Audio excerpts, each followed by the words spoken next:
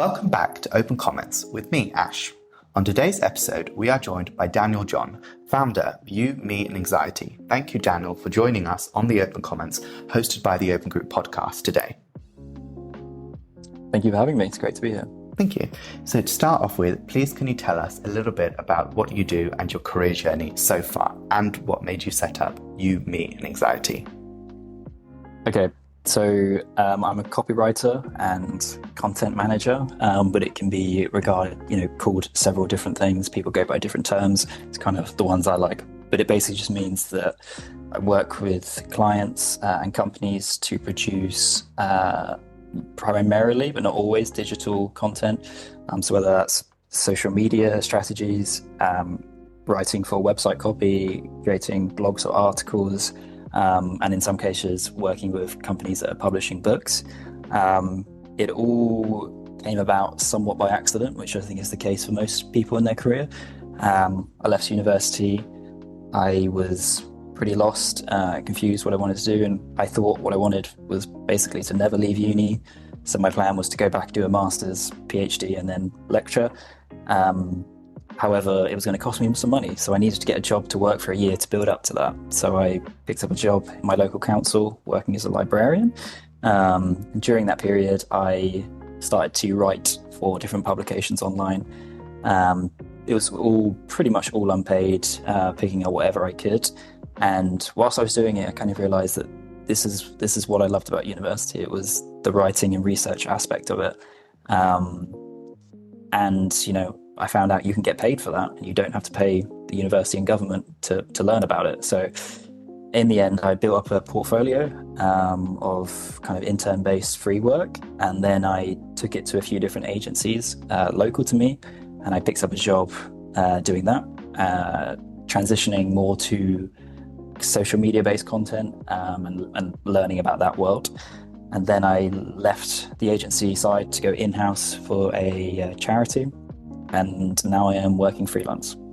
Oh, and sorry, the You, Me and Anxiety side of things, it kind of had a slow evolution. When I was at university, I was going through kind of a tough time around my mental health. I'd always struggled with anxiety and panic and other stuff going on, but university was kind of the petri dish for it to explode. You don't have your family around you, you don't have strict school rules, you're eating badly, you're probably drinking too much, you're not sleeping well, all that stuff goes out the window. And during that time, I started to, worry, like, what's going on in my head? Is this normal? And rather than actually speak to a human, like most people, I turned to the internet. So I would Google my symptoms, whether it was panic attacks, general anxiety, this concept called depersonalization, all that stuff. And what I was met with were some forums, which turned out were pretty dark places, if I'm being honest. What would happen would people would come on, blurt out their problems and never come back and explain how they got better or what the future was like. So when you're scrolling through these forums, it's just comment after comment of people saying, I've ruined my life. Some dark stuff basically. And in the end, it got to the point where I just stayed away from these forums because they just weren't a good place for me. And that kind of planted a seed in my head of wanting to produce something similar, but, with a positive outcome. I was also one day literally just sat in my job thinking back to different sort of anxious periods or episodes in my life. And although at the time they were not funny or fun, I realized with the rose-tinted glasses, I suppose I could see some humor in there. And that kind of got me thinking of, one of the most powerful things to break down barriers is through humor, especially for British people who feel very uncomfortable around being sentimental or open and honest. So those two kind of came together in my head, I suppose, after a while. And I thought, okay, why don't I just pick one anxious period of my life? I think the first one I wrote about was a date that went wrong when I was like 14. I had a panic attack during it. And why don't I write it in a honest, but still humorous and accessible, engaging way, with a focus on ending the blog with 3 particular things I learned from that experience. And then I wrote that. I literally just put it on Word, finished it up. Then all of a sudden I was thinking, oh, I could write about this, I could write about that. So I was writing more and more and more. And then I created, I think it was through Squarespace, a website, and I named it You, Me and Anxiety. And it was initially just meant to be about me talking about my experiences, trying to, just make them accessible both to someone who has never experienced a mental health difficulty, but is maybe interested because a friend or colleague or family member is going through something, but the kind of normal websites seem too heavy and, kind of scary almost. And I also wanted to write to the person who is struggling, and wanted to provide them with some humor to hopefully lighten the situation a bit, but also offer them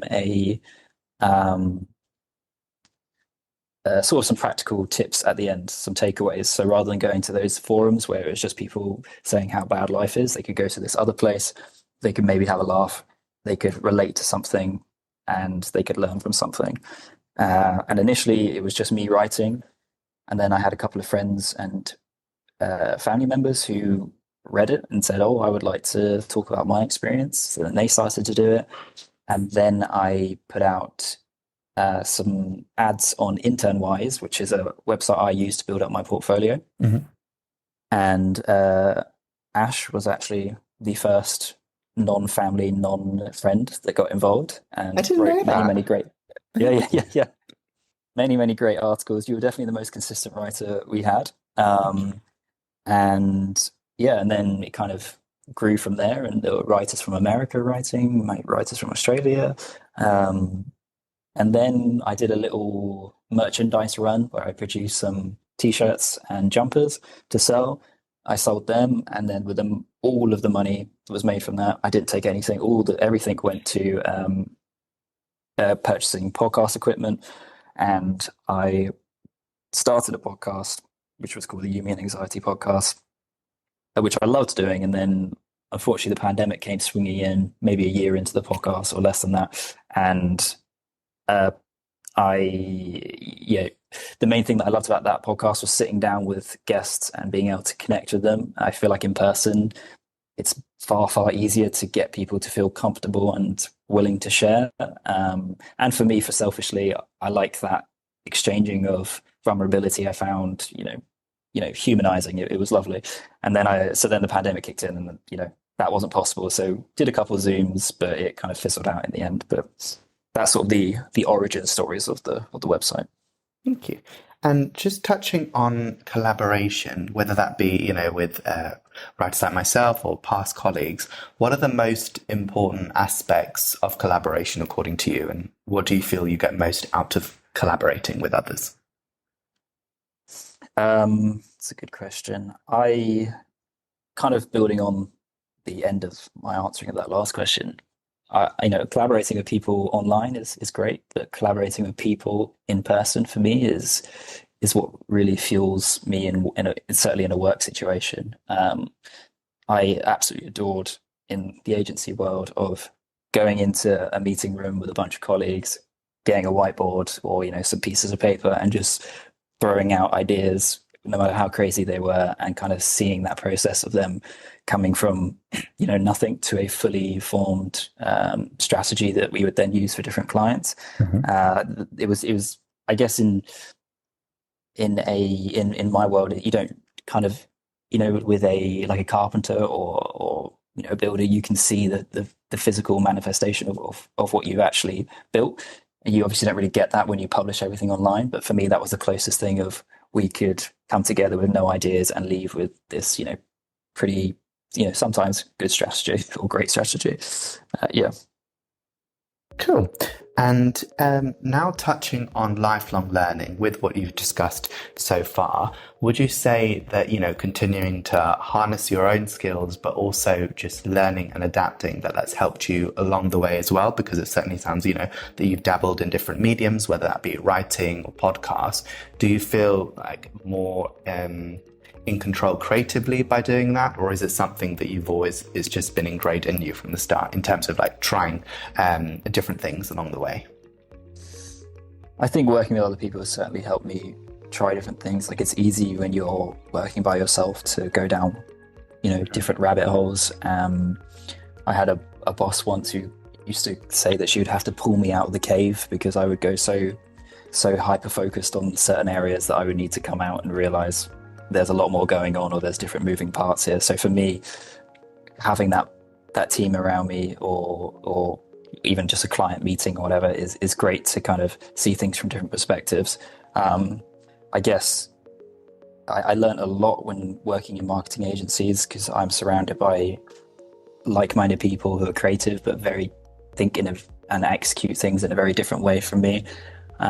Whether that's people within my own team or sitting down with designers who I don't have design skills, so just to see how their brain operates from me drawing a really bad sketch on a piece of paper, for them to see the clogs turning and them figuring out, okay, well we could move in this direction, or we could bring in a style from this particular kind of template and mix it with this template. So it opened my eyes to different creative processes for sure. Nice. And for anyone who is, currently coming out of university soon, or might be feeling a bit stuck as to what they want to do, but know which areas they might want to, visit or even do a career in, what type of advice would you maybe give to them? Because I know, coming out of university, I think initially I struggled a bit in, thinking about what I wanted to do, but also giving myself, I think, time to actually figure out what I'm passionate about as well, I think really helped me in understanding, what I can see as a career. Yes, for sure. I mean, the number one thing that you just brought up actually was you have time. I think it won't feel like it, and I think that's, at least so far in my life, that's been the big issue throughout. I'm always thinking, oh, I should be doing this, I should be here, I should be there. But I'm 30 now. If I look back to even 3 years ago, I'm like, oh, you were so young. And I know when I'm 33, 35, I'll look back at 30 and be like, oh, you were so young. So I think there is time. You have plenty of time to try different things. If you're fortunate enough to be able to move back with family, it's going to suck for a while, but use that kind of security that you have to try a few different things. Try a few different industries, do some free interning if is possible in the industry you're looking at. And I think this is something that I'm still very much trying to learn myself, or make sure I consistently do, but reframe mistakes. I actually listened to the podcast with Paul Smith recently, and I loved the section where he was talking about the difference between British entrepreneurs and American entrepreneurs, how American entrepreneurs are typically fine with failure. They don't see it as failure, they see it as more of a learning curve. Whereas British entrepreneurs feel, it's an embarrassment. They should hide away from it, or they should, be risk averse just in case of failure. If you go to a job and it doesn't work out, it's not necessarily, in fact, it's probably rarely actually an issue with you. There's so many different factors going on. So, for me, I moved to the charity sector and I thought, oh, this is going to be my calling. And it could still well be, but that particular experience, I learned so much and I'm grateful for it, but in the end, it didn't work out. So I've had to work hard on reframing that, not as a failure, but as just, I don't know, you figure it out, on to the next one kind of thing. And staying on the topic of reframing, would you say as well, just kind of reflecting helps in that sense of, because I know obviously the world can be a very busy place and things can feel like, everything around us can go so fast. So do you think finding stillness in certain things, or even in nature, actually, for me, that helps anyway. But, taking those moments and just taking it one step at a time, because obviously things can be very overwhelming, but maybe not feeling so much pressure as to just dive in straight away into things. Yeah, absolutely. I think the key, no, an important thing is just to do things at your own pace. Okay.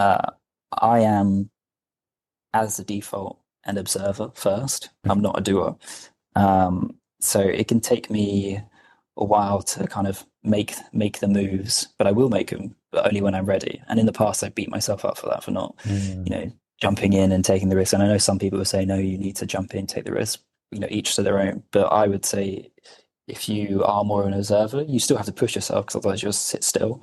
But you will get there eventually as long as you kind of plant the right seeds and speak to the right people, and you can slowly work your way there. Basically, you don't have to be there in 1 month's time. It could take 3 years.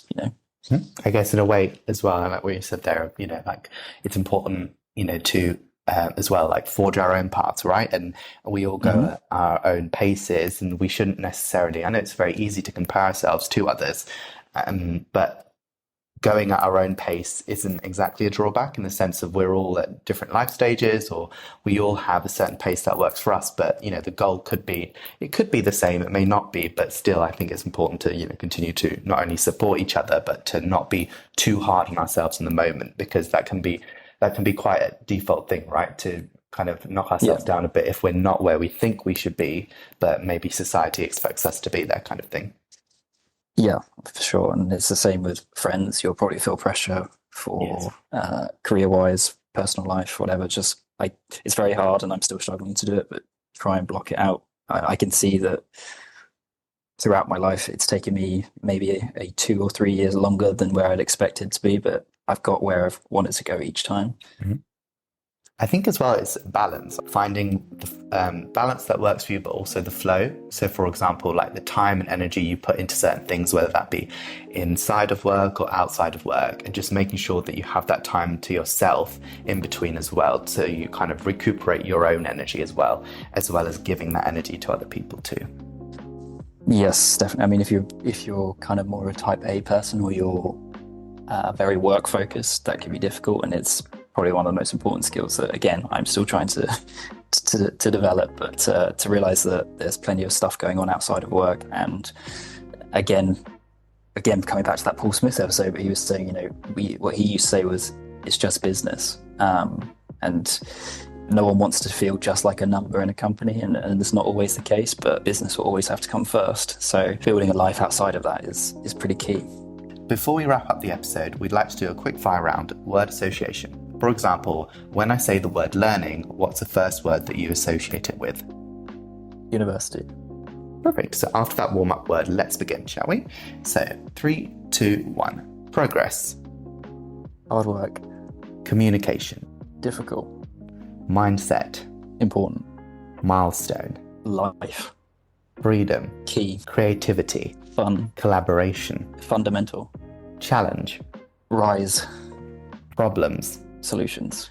Advice. Listen. And finally, one of my favorite words, journey. Enjoy. Nice. Okay, well, thank you, Daniel, for sitting down with us to talk about your career journey, you, anxiety, and lots more. It's been great seeing how passionate you are about what you do and the difference you're making around destigmatizing mental health, but also your own viewpoints around mental health and just lifelong learning in general. Thank you to our listeners, our open comments community. We hope you have enjoyed this episode and look forward to bringing more episodes like this one to you very soon. Stay safe and happy listening. Bye for now. Thank you.